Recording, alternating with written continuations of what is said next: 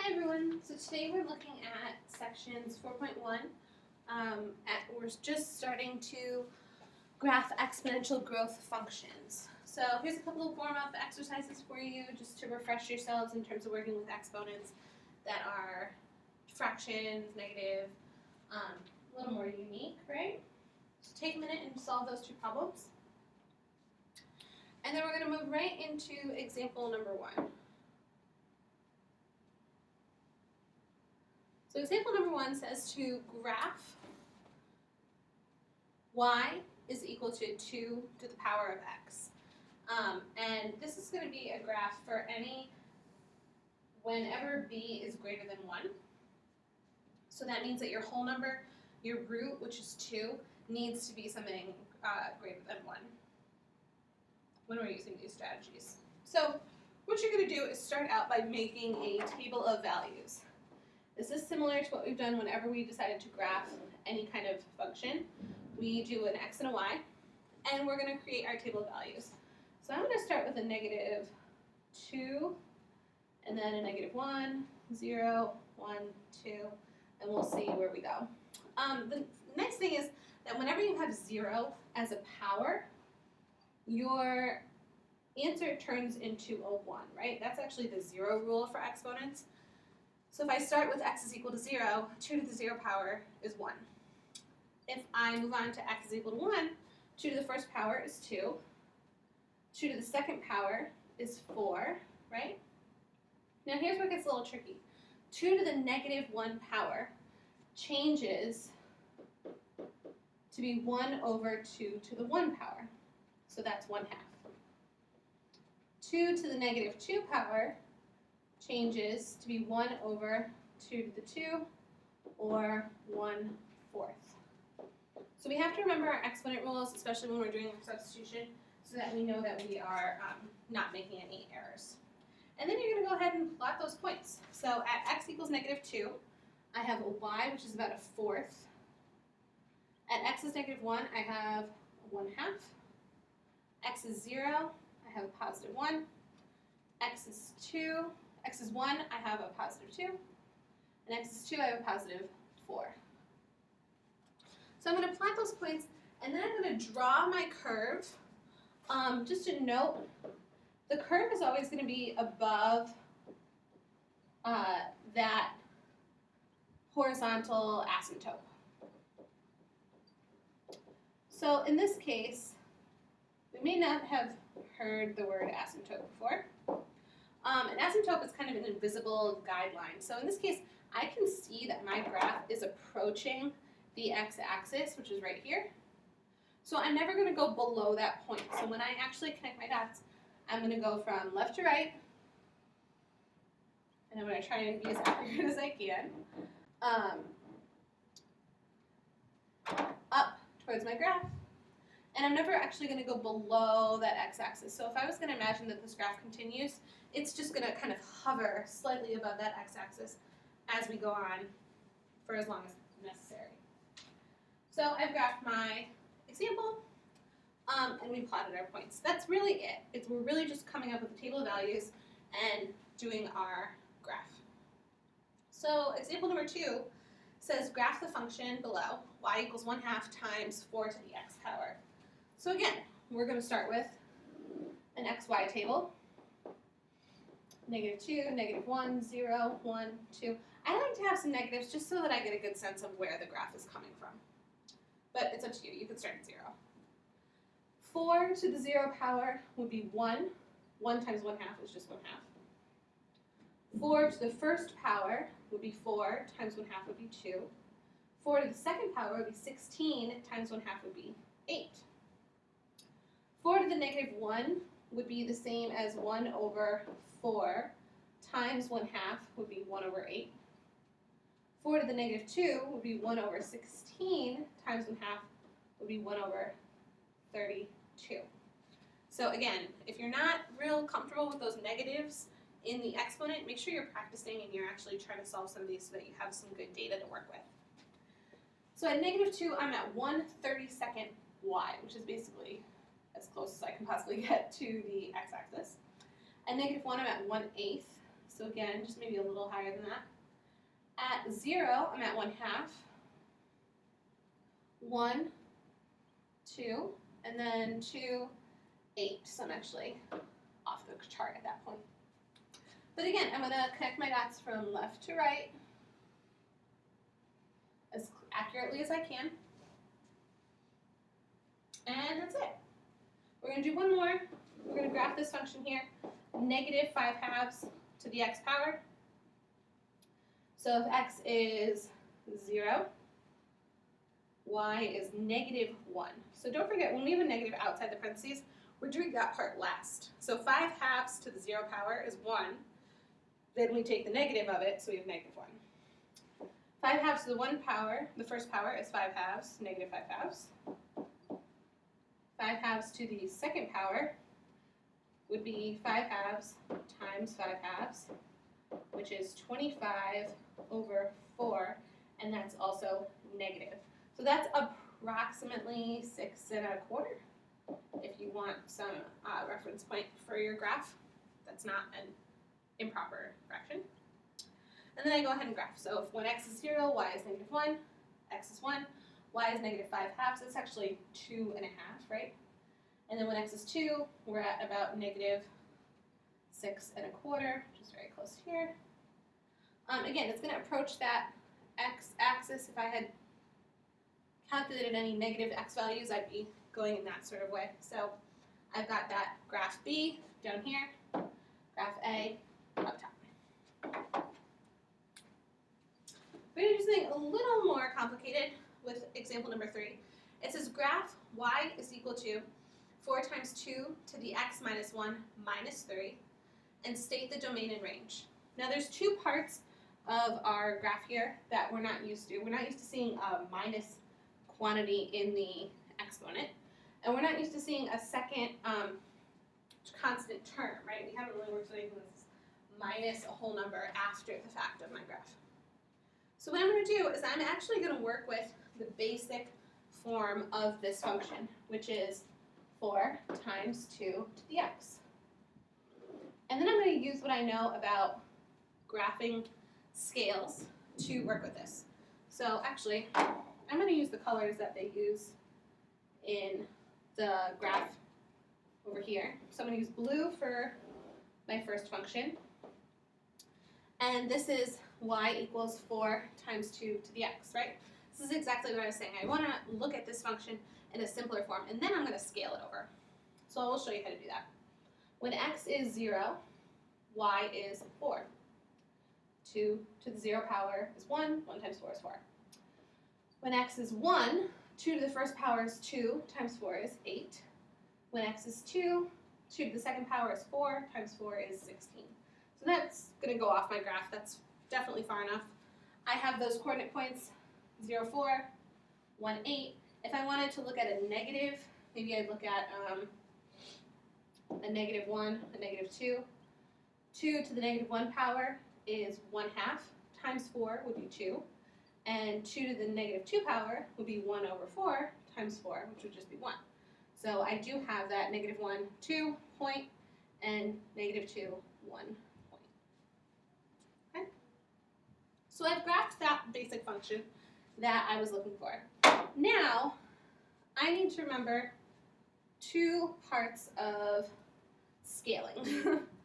Scaling my graph basically means that for the -1 exponent that I have, I'm going to go to the right 1 unit. So any of my coordinate points that are on my simplest graph, which is the 4 times 2 to the x, need to be shifted 1 unit to the right, and then down 3 units. So to the right 1 unit because of my -1, and down 3 units because of my -3. So when I look at all my coordinates, you can see how they have these lovely little arrows here, moving over to the right 1 unit, and then moving down 3 units, I'm sorry. That puts me at a new graph, which is the graph of the function that I was looking for in the first place, 4 times 2 to the x minus 1 minus 3. So that's kind of a trick. If you look at something and you don't want to be solving all those pieces, I could certainly have put in x values to this original function and solved and graphed it correctly the first time, or I could simplify it myself and then do the scaling after the fact. It's up to you. Depends if you're comfortable with phase shifts, moving a function, or if you would rather just graph it in a place that you're comfortable with to begin with. The next problem we're looking at is a little different. We're not doing example number 4, we're going to do example number 5. But first, I'm going to give you a key concept for your notes. And that is going to be compound interest.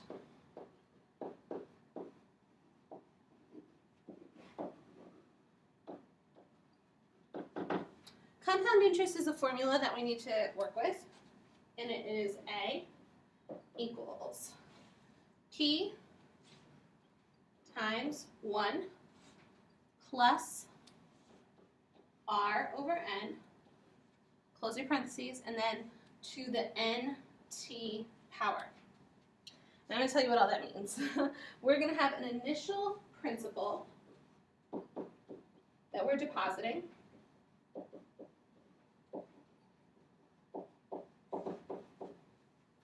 We also have an annual rate, which is represented as R.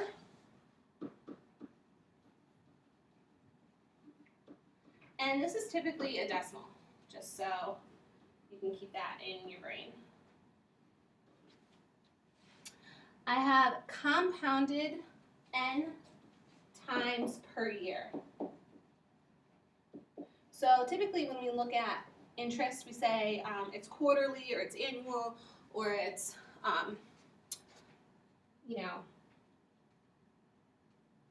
daily. It just depends. But N is the number of times per year that we're going to compound. And then A is going to be the total in our account, so after. And that's going to be after how many years, which is our T. So this is a lot of information, but hopefully you can keep your variables straight. It's really about plugging in the correct information. And we're going to do example 5 to test this out. So I'm going to take all this and move it over so that I can work with it as we look at our example.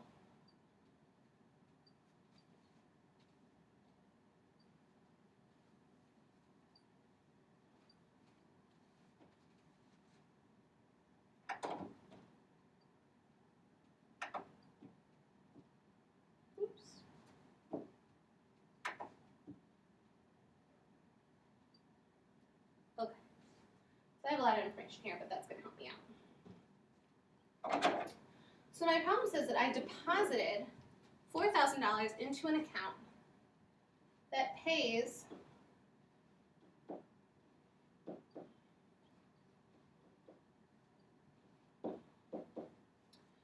$2.92 annual interest. So my principal deposit is $4,000, and the interest, the rate that I'm looking at, is 2.92. Find the balance after 1 year if the interest is compounded with the given frequency. So I'm looking for this balance, and my frequency is going to change. I have part A, which asks me to do quarterly interest, so that's going to be 4 times per year. And then I have part B, which asks me to do daily interest, and that is actually going to be 365 days a year, right? So I have 2 sets of data here. I'm going to have to solve this problem twice.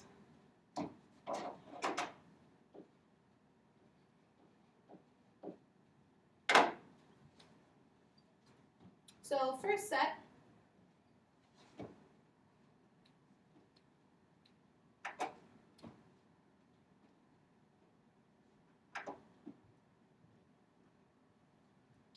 I need to plug in all the information that I have into my formula.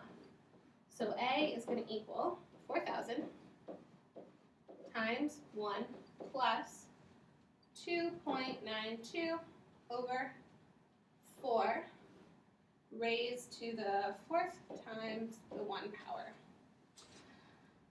So when I look at all this, oops, I'm sorry, I made one little mistake. That rate is going to be a decimal. So because it's 2.92, I need to divide by 100 and make it so that it's 0.0292. Make that a little clearer for you. Plus 0.0292. I want it in decimal form, so I need to divide by 100 before I can have that correct. Now I'm going to simplify anything that I can. So in this case, I can say 4,000 times 0.0292 over 4 plus 1 is going to give me 1.0073. And you're welcome to use a calculator to do that. And then my exponent, 4 times 1, is just going to be 4. I plug all that back into my calculator. And at the end of this annual interest rate, I'm going to earn, or what I'm going to have in my account, is $4,118.09. So over the course of the year, I've increased my money by about $118.09, right? Because I started with 4,000. Now, if I instead say that I'm going to do this as a daily compounding interest. So instead of 4 times a year, I'm looking at 365 times a year. And I plug this back into my formula. I have A equals 4,000 times 1 plus 0.0292 over 365 raised to 365 times 1 for 1 year. So again, this is one of those things that we're really just plugging in the formula. We're using the formula that they gave us to solve for the compounding interest. So 4,000, if we simplify what's in those parentheses, I end up with 4,000 times 1.0008, and all that's raised to the 365th power, which gives me, from the calculator, $4,118.52. So the balance at the end of the year is $4,118.52. So my money increased by $118.52. Sometimes you have questions like this that say, which is the better deal? What would you rather compound? In this case, we've only increased our value from 9 cents to 52 cents in changing whether it's compounding daily or compounding quarterly. So it's really not a big deal, but that kind of question might come up to you. And lastly, your daily homework quiz. We are going to look at these 3 problems. Please make sure that you try these on your own so that you are getting some experience with that as well.